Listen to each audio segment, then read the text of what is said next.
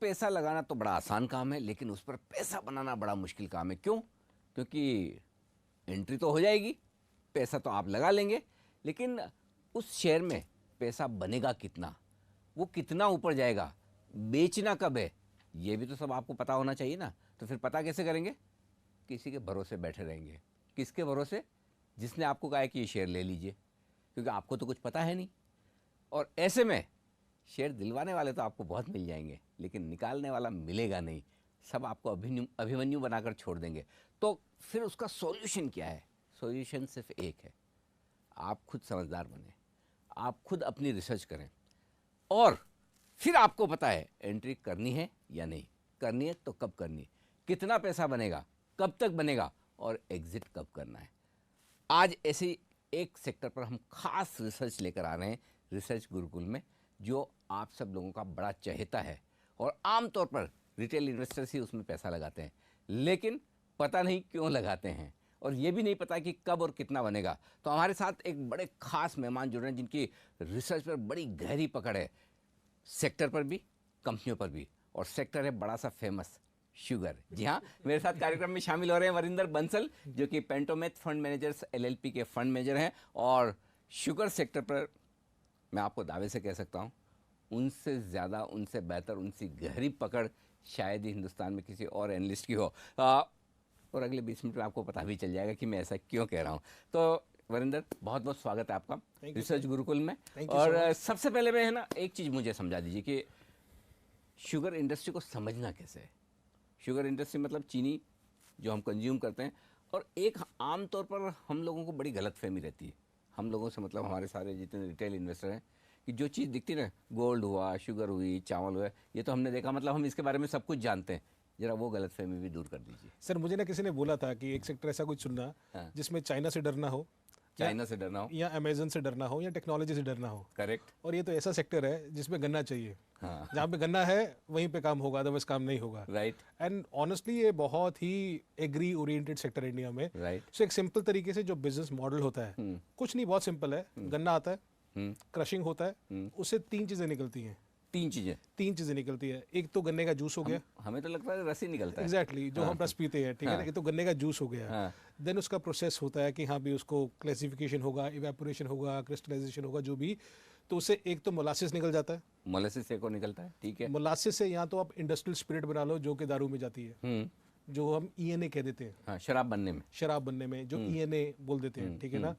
या एथेनॉल बन सकता है, एथेनॉल भी दूसरा, या एथेनॉल बना सकते हो आप, ठीक है ना। उसका छोटा प्रोसेस चेंज करना होता है, बट एक प्रोडक्ट निकलता है जो इधर इंडस्ट्रियल प्रोडक्ट, ईएनए या एथेनॉल। दूसरा ऑफ कोर्स चीनी निकलती है, और तीसरा होता है कि जो बगास रह जाता है, गन्ने का बगास, छिलका, मतलब कचरा रह जाता है, उससे पावर जनरेशन होती है। अच्छा, पावर जनरेशन भी होती है, इलेक्ट्रिसिटी बन सकती है, इलेक्ट्रिसिटी, ठीक है ना, वो होती है। तो एक गन्ने से तीन चीजें निकलती हैं। तो अभी तक हम जो सोचते थे गन्ने से सिर्फ रस निकलता है, रस से सिर्फ शुगर बनती है, ऐसा नहीं है। ऐसा नहीं है सर, ऐसा था बिकॉज जब भी नंबर आते थे लास्ट 5, 6, 7 साल में, तो एक ही चीज होती थी, वो होती थी शुगर, जो अभी चेंज हो चुका है। Okay, interesting. तो मतलब जब आप किसी शुगर कंपनी की तरफ देख रहे हैं, तो सिर्फ ये मत सोचिए कि वही शुगर बनाती है। शुगर के साथ साथ मोलेसिस जो बनता है, वो इथेनॉल में या फिर शराब बनाने में काम आता है। आपको पता है, इंडस्ट्री जबरदस्त है। दूसरा है शुगर, जो आप कंज्यूम करते हैं, भले डॉक्टर हाँ कहें या ना कहें, आप शुगर छोड़ तो नहीं सकते 100%। तीसरा है आपके लिए पावर में काम आने वाला बगास। तो तीन इंडस्ट्री है, ये एक नहीं। लेकिन आमतौर पर है ना, किसी से भी शुगर के बारे में बात करेंगे, अब मुझे नहीं पता, 2 रीज़न हो सकते हैं। या तो उनको समझ नहीं आता, इसलिए बोला अरे बेकार है, छोड़ दीजिए। और दूसरा, या फिर ये कहेंगे ये तो यार सिक्लिकल इंडस्ट्री है, आज ऊपर कल नीचे, मतलब 2-3 साल तेजी होगी, 7 साल मंदी होगी। बिल्कुल सही है, बिकॉज हम जब भी कुछ बोलते हैं ना, वो बोलते हैं ना, हम कुछ भी बोलते हैं जो हमने देखा होता है ना पास्ट में, हम उसको लेके बोलते हैं। राइट। सो अगर आप लास्ट के 5-6 साल देखो, जो डेटा आपकी स्क्रीन पे आ रहा है, तो आपको बताएगा कि कोई भी नंबर आते थे, किसी भी कंपनी के नंबर आते थे, हमने 2-3 बड़ी कंपनीज के नंबर दिए हुए हैं आपको, कि वो सारे के सारी डिपेंडेंस सिर्फ शुगर पे होती थी। अगर शुगर का भाव ऊपर तो नंबर अच्छे, शुगर का भाव नीचे तो खराब। तो आप देखोगे एक साल में बलरामपुर ने 280 करोड़ का लॉस भी किया था, लेकिन 2 साल बाद 550 करोड़ का प्रॉफिट भी किया। शुगर में ओनली शुगर में 2 ही साल में। तो 250 करोड़ का लॉस भी हो सकता है, 550 करोड़ का प्रॉफिट भी हो सकता है। क्या बात है। क्योंकि भाव चीनी के कभी 35 रुपए जाते थे, कभी 25 रुपए आते थे, इतना वेरिएबल होता था। तो सिंपल सी बात है, आप 30 रुपए पे शुगर बनाते हो, प्रोडक्शन करते हो, 30 का 35 हुआ तो 5 रुपए का प्रॉफिट हुआ, 25 रुपए नीचे आया तो 5 रुपए का लॉस हुआ। राइट। बट आप देखो कि डिस्टिलरी जो एथेनॉल है या फिर दूसरा अपना पावर है, उसमें हमेशा वो स्टेगनेंट रहता था, कोई चेंज नहीं है। अच्छा, वहाँ ज्यादा वॉलेटिलिटी नहीं कोई है। चेंज नहीं है, बिकॉज क्वांटिटी तो सेम है ना, क्वांटिटी सेम है, प्राइस सेम मिलता है, तो आपका कोई चेंज नहीं होता था, तो सेम का सेम रहता था। तो लास्ट 6 साल में ओनली एंड ओनली डिपेंडेंट और जो वेरिएबल था वो शुगर था कंपनीज के लिए। ओह, तो ये इंटरेस्टिंग चीज है कि शुगर वेरिएबल है, शुगर के ही दाम ऊपर नीचे होते हैं, प्रोडक्शन शुगर का भी सेम है, थोड़ा कम ज़्यादा हो सकता है। yes. लेकिन जो एथेनॉल और जो पावर बन रहा है वो कहीं न कहीं कुशन दे रहा है। तो अभी ये बताइए कि अभी इस वक्त इस इंडस्ट्री में बदला क्या है, ऐसा क्या नई चीज हो रही है जिसकी वजह से आपने इतनी पढ़ाई की है इस पे? सर 3 चीजें मैंने बोली, ये बनाते हैं। हाँ। तो हम एक एक करके लेके चलते हैं। ठीक है। ठीक है ना। पहले हम शुगर, क्योंकि शुगर है, सेक्टर शुगर की बात चल रही है, तो उसमें एक तो हो रहा है कि जो हम बोल रहे थे कि इंडिया में जो प्रोडक्शन होगा, इसमें बोल रहा था शुरू में कि 35 मिलियन टन होगा। ठीक है। सी ये डिमांड सप्लाई है और कुछ नहीं है। मैं खाता हूँ, जो इंडिया खाता है वो 26। अच्छा, शुगर की डिमांड सप्लाई में कुछ फर्क पड़ता है क्या? जिसको खानी हो खाती, नहीं खानी है। सिर्फ पर्सनल जो हम खाते हैं वो नहीं है, वो इंडस्ट्रियल में ज्यादा यूज होता है। इंडस्ट्रियल में ज्यादा यूज होती है शुगर, नॉट ओनली की पर्सनल कंजम्पशन के लिए होती है। हाँ, मैं वही सोचता था, हम तो हर महीने उतनी मंगवाते हैं शुगर। तो 26 मिलियन टन जो है इंडिया में कंजम्पशन होती है। पहले इसमें मैंने बोला था कि 35 मिलियन टन जो होगा ना कि अभी प्रोडक्शन होगा, अभी उसका एस्टिमेट कम हो जा रहा है। ओके। जितना गैप कम होगा सप्लाई डिमांड में, उतना प्राइसेस को अच्छा होगा, और वही हो रहा है। जो 35 मिलियन टन का नंबर था वो अभी 30 मिलियन टन से कम हो रहा है। एक तो चीजें चेंज हो रही है शुगर में। दूसरा सबसे बड़ा चेंज क्या हुआ कि अभी गवर्नमेंट ने जो MSP है, मिनिमम सेलिंग प्राइस है, वो 29 का 31 रुपए कर दिया, 29 का 31 कर दिया शुगर का। इसका मतलब क्या है सर? इसका मतलब है कि कल को मेरा अगर कॉस्ट ऑफ प्रोडक्शन 30 साढ़े 30 है, जो आज की टाइम में है, हर कंपनी का अलग अलग होता है, रीजन वाइज अलग होता है, रिकवरी के हिसाब से अलग होता है, बट 30 साढ़े 30 अगर मेरा कॉस्ट ऑफ प्रोडक्शन है, तो मैं कम से कम मैं शुगर जो बेचूंगा वो मैं 31 रुपए में बेचूंगा, उससे नीचे नहीं बेचूंगा मैं। कहने का मतलब जो वॉल्टिलिटी थी ना, जो मैं आपको बता रहा था कि शुगर के भाव नीचे ऊपर हुए, वो खत्म हो गई है अभी। आज की डेट में फिर वो लॉस नहीं करेंगे। तीसरा चेंज क्या हुआ, जो मैं गन्ना लेता था, जो मैं स्टेट एडमिनिस्ट्रेटिव प्राइस बोलता हूँ यूपी का, वो बढ़ाया नहीं। बात चल रही थी कि बढ़ेगा, तो मेरा कॉस्ट नहीं बढ़ा, मेरा 7-8% जो है रियलाइजेशन बढ़ गया, मेरा डाउन साइड प्रोटेक्ट हो गया। ये और प्रोडक्शन कम हो रही है, बढ़ गया और SAP नहीं बढ़ा। यस। तो दोनों तरफ है, एक तरफ बेचने की भाव बढ़ गई और गन्ना खरीदने के भाव नहीं बढ़े। सर इस इंडस्ट्री में कभी भी मार्जिन, कभी भी शुगर पे मार्जिन नहीं बनते थे, बिकॉज जैसे किसी भी कमोडिटी में कोई भी मार्केट वाला, कोई भी इंस्टीट्यूशनल इन्वेस्टर आपको PE नहीं देगा जब तक आपकी अर्निंग स्टेबल नहीं होंगी। बिल्कुल तो ठीक किसी बात को है। पता ही नहीं रिस्क था, रहती है। किसी को पता नहीं था। पिछले साल 200 करोड़ का लॉस किया, अगले साल 300 करोड़ का प्रॉफिट करेगा कि लॉस करेगा, वो डिपेंड करता है कि किस तरीके से शुगर के दाम ऊपर नीचे होते हैं। तो MSP से वो फायदा हुआ। एथेनॉल में हाँ, इंपॉर्टेंट क्या हुआ कि उसका जो चौथी इंपॉर्टेंट चीज है, जो दूसरा सेगमेंट है, दूसरी टांग है। मैं एक टांग बोलता हूँ शुगर, दूसरी टांग बोलता हूँ एथेनॉल, और तीसरी पावर। पावर में कुछ नहीं हुआ। दूसरा एथेनॉल में क्या हुआ, आपको बैठे बैठे गवर्नमेंट ने बोल दिया मैं आपको 20% ज्यादा रेट दे रहा हूँ। 20% ज्यादा एथेनॉल लास्ट 5 साल से मोटा मोटा जो एथेनॉल का रेट था वो था 40 रुपए। राइट।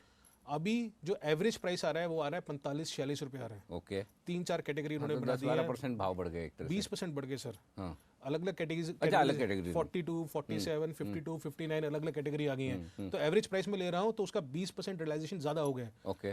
तो आपको कैपेक्स नहीं करना, पैसा और धंधे में डालना ज्यादा नहीं डालना, आपका ऑलरेडी है, पर आपका 20% रियलाइजेशन ज्यादा हो गया। अब कल को अगर आपको डाबर बोल दे कि मैं 5% कर रहा हूँ, या ITC बोल दे 5% में रेट हाइक कर रहा हूँ, तो हम सब चिल्लाएंगे। आज 20% रियलाइजेशन ज्यादा हो गया, कोई एथेनॉल का ही है। एथेनॉल का। अच्छा, तो अभी आपको जो मैं सुन रहा हूँ इतना, उससे मुझे ये लग रहा है कि ये स्टोरी शुगर से ज्यादा एथेनॉल की है।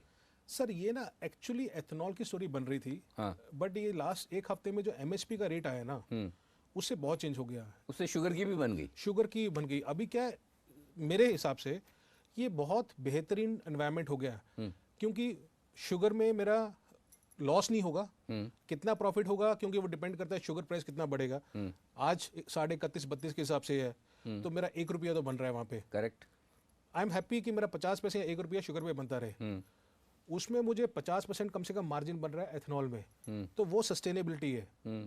कल को क्या होता है, अगर सपोज करो आप 100 करोड़ शुगर बनाते हो, 100 करोड़ में से आपने 5 रुपये, 100 करोड़ में 1 रुपया कमा भी लिया, या एथेनॉल में सपोज करो 15 करोड़ लीटर बनाते हो, उसमें से आपका 30 रुपये बनता है, 450 करोड़ रुपया पीबीटी बनता है आपका, जो अभी बन रहा है कंपनीज का। लेकिन अगर शुगर 100 करोड़ खा जाता तो आपका नंबर नहीं आता, बैलेंस शीट में तो कुछ दिखेगा नहीं। तो अगर शुगर में 200 करोड़ का लॉस हो जाए, अगर 2 रुपये नीचे हो जाए तो आपका प्रॉफिट गया। तो अभी वो वॉल्टिलिटी नहीं रही अर्निंग्स में। अच्छा, तो एथेनॉल की ही स्टोरी थी, बट बिकॉज अभी शुगर में वो एमएसपी आ गया, I think that is a very big thing which is happening. लेकिन पिछले कुछ सालों में मैं जब भी आपसे मिलता था, जब ये पूरी रिसर्च गुरुकुल करने के पीछे मकसद ये था कि आप ये कहते थे कि इस सेक्टर को समझो। लोगों ने आंख बंद कर रखी, नहीं है मतलब कान बंद कर रखे, नहीं हमें सुनना देखना नहीं है। तो और आप मुझे बार बार कहते थे कि एथेनॉल की स्टोरी है शुगर से ज़्यादा। नो डाउट अभी शुगर का हुआ, लेकिन एथेनॉल की स्टोरी मुझे समझाई कि ये किस तरह से बढ़ी है। सर मैं आपको बताता हूँ कि ये डेटा है, ठीक है ना। FY 13-14 में इंडिया में सिर्फ 40 crore litre, 38 crore litre ethanol का जो डिमांड थी, आज की डेट में उसकी 329 करोड़ लीटर है। हम लोग मुश्किल से 1 या 2% की ब्लेंडिंग करते थे, आज की डेट में 8% है। In a very simple language, FY 13-14 में जो मार्केट साइज था पूरा इंडस्ट्री का, अगर मैं 40 रुपए के हिसाब से पकड़ूं तो सिर्फ वो 1500 करोड़ था। आज की डेट में वो 15,000 करोड़ है। 1500 से 15,000 करोड़ 4 साल में 10 गुना हो चुका है। इवन मैं मानूं कि अगर 8% ब्लेंडिंग होगा, 10% नहीं होगा, तो भी 11,000 करोड़ कम से कम, 10,000 करोड़ बनता है कम से कम। तो भी 1500 करोड़ से 10,000 करोड़ कम से कम 4 साल में मार्केट बढ़ गई है। आप सोचिए, और इसी में सबसे ज़्यादा पैसा भी बना रहे हैं। सबसे ज्यादा इसमें पैसा बन रहा है। हाँ, सो एथेनॉल बनाने की कॉस्ट क्या आती होगी? सर आज की डेट में 10 से 15 रुपए से ज्यादा 10-15 रुपए, बिकता है 45 रुपए में। 30 रुपए कम से कम बनते हैं कंपनीज माय में। गॉड। आपको नंबर दिखाऊंगा मैं आगे जाके। तो अगर आप देखोगे लास्ट में, आप देखोगे 13 से लेके 18 तक इन्होंने कोई भी कैपेसिटी नहीं बढ़ाई, किसी भी कंपनी ने। बलरामपुर, धामपुर, रेणुका, right. तो ये KLPD में नंबर्स है, किलोलीटर्स पर डे, तो उनका सेम कैपेसिटी था। बिकॉज देखो मुझे शुगर का पता नहीं है मेरा कितना ऊपर होगा नीचे होगा, तो मेरा कोई इंसेंटिव नहीं था डालने का। मुझे 40 रुपये ही मिलता था उसमें एथेनॉल में, तो उसमें मुझे कोई इंसेंटिव था नहीं। मैं अगर किसी कंपनी का प्रमोटर हूँ तो मेरे लिए सिर्फ शुगर ही जरूरी थी और कोई जरूरी था ही नहीं। तो इसलिए मैंने पैसा डाला ही नहीं और किसी में ज्यादा कैपेक्स किए नहीं। अब लोग कैपेक्स करेंगे सर। अभी तो बाकी सब नाच रहे हैं। अगर आप मिलो किसी कंपनी से तो सब नाच रहे हैं। आप देखिए कि हाँ भी लास्ट 6 महीने में क्या चेंज हुआ है। जो 7 साल से 8 साल से सो रहे थे सारे के सारे, तो धामपुर ने बोल दिया मैं 100 KLPD का प्लांट लगा रहा हूँ जी, जो अभी जनवरी में चालू हो जाएगा, जनवरी फरवरी में चालू हो जाएगा। बलरामपुर 160 KLPD का लगा रहा है। उस तरीके से जो डेटा आपकी स्क्रीन पे आ रहा है, सबके सब एथेनॉल में एक्सपेंशन कर रहे हैं, बिकॉज उनको पता है कि 50% मुझे एबिट मार्जिन बन रहा है अभी। तो सबके सब पैसा निकाल रहे हैं। प्राज क्यों इतना नाच रहा है? प्राज के नंबर्स कहाँ से आ रहे हैं? बिकॉज प्राज मशीन बनाता है, एथेनॉल की मशीन बनाता है, और सबको एथेनॉल बनाना है तो सबको मशीन लगेगी, इसलिए ऐसा हो रहा है। बिल्कुल। तो अब शुगर और डिस्टिलरी सेगमेंट में क्या ग्रोथ है, क्या किस तरह से वो होगा? देखो शुगर में ना आपको एक चीज समझनी है कि सबसे ज्यादा कैपेसिटी किसकी है। इसमें ये जरूरी नहीं है कि हाँ भी कि अच्छा, साइज बहुत जरूरी है, बट साइज के साथ साथ प्लांट्स कितने इंटीग्रेटेड हैं वो बहुत जरूरी है देखना उस तरीके से। तो इंडिया में अगर आप देखा जाओ, जैसे मैंने आपको बोला कि शुगर में सबसे जरूरी चीज क्या हुई है कि MSP बढ़ गया है। MSP 31 रुपए हो गया है। तो अगर मैं एक इन्वेस्टर हूं तो मेरा आंख कहाँ पे होना चाहिए? मेरा आंख सिर्फ और सिर्फ इस समय ये चीज पे होना चाहिए कि इंडिया में प्रोडक्शन और डिमांड इंपॉर्टेंट है। प्रोडक्शन कितना होगा? इस्मा जो है वो 31 मिलियन टन अभी बोल रहा है, 35 से कम हो गया, वो 30 मिलियन टन से कम कर रहा है कि नहीं कर रहा? अगले साल कितना करेगा? ग्लोबली अगले साल there could be a sugar deficit, globally deficit. और ये सब रिपोर्ट्स बोल रही हैं कमी होगी, शुगर की कमी होगी, और उसके कारण ग्लोबली शुगर प्राइसेस बढ़ जाएंगे। अगर आप देखो आज की डेट पे ग्लोबली शुगर प्राइसेस 13.5 सेंट्स चल रहे हैं। मॉर्गन स्टैनले का रिपोर्ट आया था जिसने उसने बोला कि 16 सेंट्स का प्राइस होना चाहिए शुगर का। अच्छा। उनका जो टारगेट है, विच मीन्स यहाँ से 20-25% शुगर के प्राइसेस और बढ़ सकते हैं। उन्होंने ये बोला कि जो ये रिकवरी हो रही है ये कम से कम 3 साल लास्ट करेगी। अच्छा, ये मतलब 2-3 महीनों वाला मामला नहीं है, ये उन्होंने बोला एग्जैक्टली। और अगर ये शुगर के भाव 34-35 रुपए हो जाते हैं, तो अगर आप 100 करोड़ किलो शुगर बनाते हो 500 करोड़ तो का 500 करोड़ का PBT सीधा बन गया आपको। तो आप सोचिए डेल्टा कितना बड़ा है। बट मैं ये बोल रहा हूँ कि मैं ऊपर का सोच ही नहीं रहा हूँ, ठीक है। मैं सिर्फ ये सोच रहा हूँ कि मेरा लॉस ना हो। हाँ, तो वो MSP ने वो खत्म कर दिया। ठीक है, ये तो शुगर का हो गया। इथेनॉल एथेनॉल में इंपॉर्टेंट क्या है कि एथेनॉल में जैसे मैंने बोला कि एफिशिएंसी बहुत जरूरी है। एफिशिएंसी का मतलब है कि हाँ भी आप मोलासिस कहाँ से लेते हो, कि मेरा सबसे बड़ा रॉ मटेरियल मोलासिस है। तो अभी इंडिया में उतना कैपेसिटी नहीं है जितना होना चाहिए, सिर्फ बड़ों के पास कैपेसिटी है जितना है, लेकिन मोलासिस बहुत ज़रूरी है। इसलिए अगर आप नंबर देखेंगे तो आज की डेट में बलरामपुर 12 करोड़ लीटर 12 करोड़ लीटर जो है वो एथेनॉल बनाता है, धामपुर 10 बनाता है, लेकिन सबसे ज़्यादा एफिशिएंट कौन है? बलरामपुर। बलरामपुर, ठीक है। बलरामपुर सबसे ज़्यादा एफिशिएंट है, फिर है धामपुर। रेणुका का 30 करोड़ लीटर है सबसे ज़्यादा, फिर भी वो 23 करोड़ सिर्फ 1/4 ऑफ बलरामपुर करता है, बिकॉज वो एफिशिएंट नहीं है, डेट है एंड ऑल दोस प्रॉब्लम्स उसके ऊपर है। बट इसमें ये समझने की ज़रूरत है कि इंडिया में आज की डेट में बलरामपुर के पास ज़्यादा शुगर है, कम एथेनॉल है। उसका जो एक्सपेंशन आएगा जो गुलेरिया में आने वाला है, उसमें ज़्यादा शुगर के साथ ज़्यादा एथेनॉल भी हो जाएगा। नहीं, वो एथेनॉल ज़्यादा होगा जनवरी 2020 में। अच्छा। धामपुर के पास शुगर कम है 75 करोड़ केजी, बट उसका सबसे पहले प्लांट आ रहा है जो अभी एक्सपेंशन 100 का आ रहा है, तो 400 के एलपीडी सबसे ज़्यादा धामपुर का हो जाएगा। तो आपको ये देखना है कि किसका प्रोडक्शन ज़्यादा है, किसके प्लांट्स अच्छे हैं, किस में ज़्यादा प्लांट्स इंटीग्रेटेड हैं कि नहीं है। पॉल्यूशन बहुत ज़रूरी चीज़ है सर, जीरो डिस्चार्ज होना चाहिए, बिकॉज अच्छा। आप छोटी छोटी कंपनीज पे जा नहीं सकते, बिकॉज ये प्लांट्स ऐसे नहीं है कि हाँ भी आप बोलोगे कोई भी आके प्लांट लगा देगा। नहीं तो environment नया के प्लांट issue आ लगाने जाएंगे। के लिए कम से कम 2 साल लगते हैं, तो ऐसा नहीं है इसलिए मैं बोल रहा हूँ कि कोई नया प्लेयर आके बोलेगा मैं प्लांट लगा देता हूँ। प्लेयर्स हु हैव एक्सपीरियंस बहुत जरूरी है, zero discharge is very very बात है। इंपॉर्टेंट। और उसमें power? से सी पावर इज वेरी स्टेबल, 4-5 रुपए बनते हैं उनको, 4-5 रुपए के हिसाब से वो बनते हैं, तो उसमें वो कमाते रहते हैं। 150 से 200 करोड़ रुपया इधर से सबसे बड़ा प्लेयर बलरामपुर कमाता है, तो वो बहुत स्टेबल है। अब मुझे ये बताइए कि इनकी प्रॉफिट एंड लॉस कैसे देखना है, कि मतलब कौन कितना मुनाफा कमा रहा है। हम जिसको एबिटा या एबिट कहते हैं, कामकाजी मुनाफा, हम आम भाषा में हिंदी में हम कामकाजी मुनाफा बोलते हैं, लोगों को समझ में आता है, वो कैसे देखना है? सर आप देखिए, मैं एक सिंपल सा एग्जांपल ले रहा हूँ। सपोज करो कोई कंपनी है जो 3000 करोड़ का मार्केट कैप है आज, ठीक है। आपको क्या देखना है कि कितना वो गन्ना शुगर बनाता है, तो आपको सारी की सारी डिटेल्स एनुअल रिपोर्ट में जाके मिल जाएगी। मैं सबसे बड़ी की एग्जांपल ले रहा हूँ बस, कि 100 करोड़ अगर वो बनाता है, 100 करोड़ गन्ना बनाता है, फिर 15 करोड़ लीटर वो एथेनॉल बनाता है, ठीक है। देन उसका 50 करोड़ यूनिट उसका वो होता है अपना पावर का होता है, पावर का। तो आपको ये देखना है कि शुगर का भाव कितना है। अभी शुगर का अगर भाव बढ़ता है तो 1 रुपया कमाएगा शुगर को, 50 पैसे कमाएगा या 2 रुपये कमाएगा। आज की डेट में वो कम से कम 1 रुपया कमा रहा है, तो 100 करोड़ मेरा पीबीटी वहां से बन गया, शुगर से बन गया। राइट। 30 रुपए आज की डेट में मैं एथेनॉल पे कमा रहा हूँ। 15 करोड़ लीटर कैपेसिटी है, 450 करोड़ वो हो गया, और 450 करोड़, 450 प्लस 100 और एथेनॉल 550 करोड़ पावर में मुझे 4-5 रुपए बन रहे हैं, 200 करोड़ वो हो गया। तो सर 600 से 700 करोड़ पीबीटी ये बना रही हैं अभी, और ये चलता रहेगा। और ये बढ़ेगा कब? जब मेरा प्रोडक्शन बढ़ेगा। तो आपको वो कंपनीज पकड़नी है जिनका प्रोडक्शन बढ़ रहा है सबसे नहीं तो, लेकिन प्रोडक्शन बढ़ने के साथ फिर ये भाव कम नहीं होंगे? सर नहीं, आज 329 करोड़ लीटर का टेंडर है और सप्लाई कितना किया? 200 करोड़ लीटर।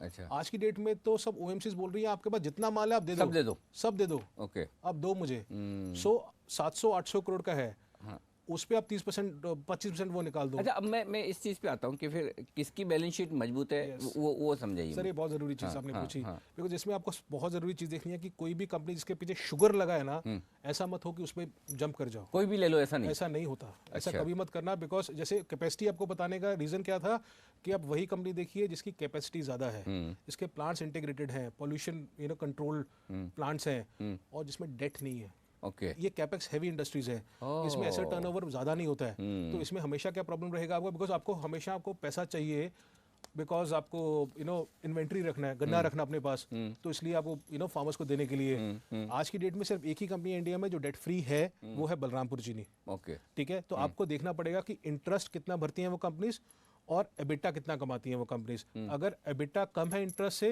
कृपा करके उनकी तरफ मत देखिए। तो जो टेबल आ रहा है आपके सामने, ब्याज ज्यादा भर रहे हैं, मुनाफा कम कमा रहे हैं, ऐसी कंपनी लेना ही क्यों? एग्जैक्टली। सो सिंपल चीज है। द्वारिकेश हुआ, बलरामपुर हुआ, त्रिवेणी हुआ, धामपुर हुआ, बलरामपुर हुआ, ये नीट एंड क्लीन साफ कंपनीज हैं। जैसे हमने एक long term debt to net worth का इक्विटी का डेट इक्विटी का चार्ट भी दिया हुआ आपके लिए, तो उसमें बजाज हिंदुस्तान का डेट इक्विटी सबसे ज्यादा है, श्री रेणुका का नेगेटिव नेटवर्थ है। उस तरीके से अवध शुगर अभी भी थोड़ा सा महंगा है, शक्ति महंगा मतलब कि 1 टाइम्स डेट इक्विटी है, शक्ति शुगर अभी भी 2 टाइम्स पे है, तो अभी फिर भी वो डेट वाले ज्यादा हैं। तो कृपा करके वो कंपनीज मत देखिए जिनकी तरफ आपको लगे ना कि हाँ भी है। इंडिया में क्लीन कंपनीज हैं, ठीक है, तो मेरे ख्याल में क्लीन कंपनीज की तरफ ज़्यादा ध्यान देना चाहिए। ठीक बात है। तो अब मुझे एक चीज़ बताइए कि इस लिहाज से मतलब जो कंपेयर करना है वो सिंपल ये करना है कि कौन कितनी सेल्स कर रहा है, कौन कितना कामकाजी मुनाफा कर रहा है, उस हिसाब से आप कंपनियां देख लीजिए, राइट। तो बेस्ट 2-3 कंपनी निकाल लेनी है। अब मुझे एक और चीज़ बताइए कि आम तौर पर ये कहते हैं कि ये तो शुगर सेक्टर है ना, रिटेल इन्वेस्टर्स के लिए या पंटर टाइप के जो लोग होते हैं उनके लिए भाई गवर्नमेंट का अनाउंसमेंट जो भी आता है तब खरीद लो बेच लो, इंस्टीट्यूशन तो खरीदती नहीं है। ये एक आम धारणा है, ये बिल्कुल गलत सही है। है सर, वही बोल रहा हूँ मैं कि ये सब पास्ट में हुआ है, इसलिए हम बार बार वही सोचते हैं कि ये सही है। लेकिन जब इंडस्ट्री चेंज होती है ना, इंडस्ट्री चेंज होती है तो आपको सिर्फ और सिर्फ बड़े प्लेस की तरफ देखना है। आपको ये सब जो आता है ना कि हाँ भाई उसका कुछ ना कुछ लोन माफ हो जाएगा या कुछ ना कुछ आ जाएगा, वो मत करो। अच्छा कंपनी, शानदार कंपनी, डेट फ्री कंपनी लेके बैठ जाओ, ठीक है ना। और वो सबसे बढ़िया चीज़ है। अभी आप इंस्टीट्यूशन देखोगे, इंस्टीट्यूशन अगर आप देखोगे बलरामपुर में, ये इंस्टीट्यूशन का होल्डिंग एक टाइम पे 35% था, लेकिन ये कम होते होते 18% तक आ गया। अभी लास्ट क्वार्टर में उसका 22% हुआ है। अभी भी इंस्टीट्यूशन होल्डिंग इन सेक्टर में बहुत ही कम है, बहुत ही कम है। धामपुर में तो सिर्फ 2% ही है, 2.5% ही है, बस सिर्फ 2.5%। तो माली किसी के पास नहीं है। और इन केस लोग अभी समझ रहे हैं सेक्टर को, आने लगे, then I think if the numbers flow in, then this sector will be बहुत शानदार सेक्टर रहेगा ये। बट इसमें कई चीजें आपको देखनी भी है, ऐसा नहीं होना कि आप आंख बंद करके कूद जाओ। कोई चीजें हैं जो देखनी है, जैसे मैंने बोला डिमांड सप्लाई ग्लोबली कैसे हो रहा है, ग्लोबल, क्योंकि शुगर बहुत जरूरी है। अगर दूसरी शुगर चीज़, में एक और चीज़ बताओ, अगर ये सेक्टर इतना बढ़िया है, सब कुछ ठीक है, तो ये शुगर कंपनियां किसानों को गन्ने के पैसे क्यों नहीं देती? सर उनका ना P&L में है, उन्होंने अकाउंट किया हुआ सबने। ट्रेड पेबल्स में बैलेंस शीट की आइटम है सारी की सारी। इसलिए गवर्नमेंट ने इस बार MSP, मिनिमम सेलिंग प्राइस, बढ़ाया और वो ज़्यादा नहीं किया ताकि ये फार्मर्स को मिले। See at the end of the day government does not love, मुझसे प्यार नहीं करता या चीनी वालों से प्यार नहीं करता, ये फार्मर्स को प्यार करता है। हाँ, सही बात तो है। ये फार्मर्स का जितना हो सके साफ करना है, और ये अभी साफ हो जाएगा सारे का सारा। एक क्रिसल का रिपोर्ट भी आया था जिन्होंने बोला कि जो केन एरियाज हैं अभी तक 40-50% आराम से क्लियर हो जाएंगे। तो ये बहुत जरूरी है। तो इंस्टीट्यूशंस धीरे धीरे आएंगे इसकी तरफ, बट इंपॉर्टेंट है आप देखते रहो कि भैया गन्ने में लॉस ना हो। हाँ बिल्कुल। मैं अच्छा, बार-बार अच्छा ये बोल रहा दूसरी चीज़, चूंकि ये तो ऐसी कमोडिटी हर देश में, यस कोई ऐसा कंट्री नहीं है जहाँ शुगर का कंजम्पशन ना हो, तो फिर ग्लोबली ये इंडस्ट्री कैसी है, वहाँ पे और वहाँ की कंपनियों में हमारी कंपनियों में क्या फ़र्क है? सर, ये सब जब कंपनीज थी ना, जब हम देखने चालू किए तो ये इनका मल्टीपल 2 या 3 टाइम के प्राइस अर्निंग मल्टीपल में मिलती थी।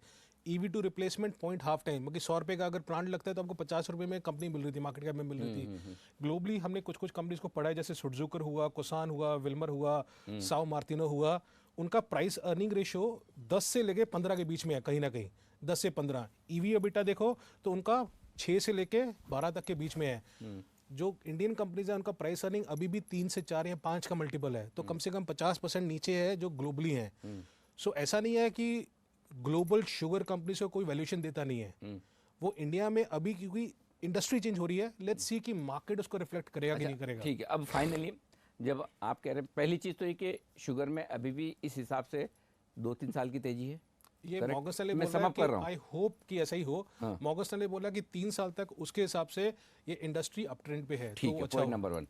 अब अगर मैं शुगर शेयर खरीदना चाहूँ, नीचे से देखता हूँ तो ऐसा लगता है कई गुना बढ़ गए, ऊपर हिम्मत से- नहीं होती। ऊपर से ऊपर से तो पता नहीं है। तो ये बताओ कि अभी भी लेने लायक है? सर मेरे ख्याल में अगेन मैं थोड़ा सा पार्शियल हूँ, और हमारे फंड में भी होल्डिंग है इसकी, शुगर की, एज अ डिस्क्लोजर। तो मुझे लगता है कि अगर आप बैठ सकते हो 2 साल इसमें तो आपका पैसा बनेगा। ओके, शुगर में तीसरी बात, कंपनी कौन सी खरीदनी, कैसे चूज करना है? सबसे शानदार प्रोडक्शन सबसे ज्यादा है, सबसे Debt ज्यादा का जिसका problem नहीं है। production हो, बलरामपुर सबसे कम debt हो। धामपुर, बलरामपुर धामपुर इंडस्ट्री लीडर्स, बहुत अच्छी मैनेजमेंट, कुछ नहीं है उसमें जिसमें आपको मेरे हिसाब से आपको छोटी छोटी कंपनीज में कि होता है ना, कोई बोलता है मुझसे यार वो 10 रुपए का स्टॉक है, वो 5 रुपए का स्टॉक है, वो नहीं। वो मत कीजिए, वो मत कीजिए, भाव बिकॉज से मत लीजिए, कंपनी की क्वालिटी से लीजिए। वो बिल्कुल। किसी बड़ी कंपनी में वो इंटरनेशनल वाला आ जाएगा, ये हो जाएगा, वो हो जाएगा, वो मत कीजिए, ये कुछ भी ये मत ये कीजिए। जो आधा घंटे में मैंने आपके साथ शो किया शुगर पर, अब मुझे ऐसा फीलिंग क्यों आ रहा है कि अब मैं भी शुगर पे दूसरों की क्लास ले सकता हूँ, मैं भी समझा सकता हूँ लोगों को। तो मतलब जिस तरीके से आपने बड़ी आसान भाषा में सारे डेटा के साथ मेरी नौकरी को खा रहे हैं। पूरा समझा दिया, तो अब शुगर को लेकर आपके दिमाग में कहीं कोई डाउट नहीं होना चाहिए, और अगर है तो इस शो को वापस रिवाइंड करके देख लीजिए। तो बेहतरीन रिसर्च, वरिंदर बहुत बहुत शुक्रिया। अरे, thank you, ये sir. Research Thank Gurukul you. में आपने इतनी बेहतरीन रिसर्च शुगर पर दिखाई, और ऐसा ही एक और इंटरेस्टिंग सेक्टर है। हम कोशिश ये कर रहे हैं रिसर्च गुरुकुल में, छोटे छोटे सेक्टर जहाँ पर रिसर्च आसानी से मिलती नहीं और जिसमें छोटे इन्वेस्टर पैसा लगाना पसंद करते हैं, ऐसा ही कुछ एक बेहतरीन सेक्टर और अगले एपिसोड में आपको बताएंगे। तब तक के लिए नमस्कार।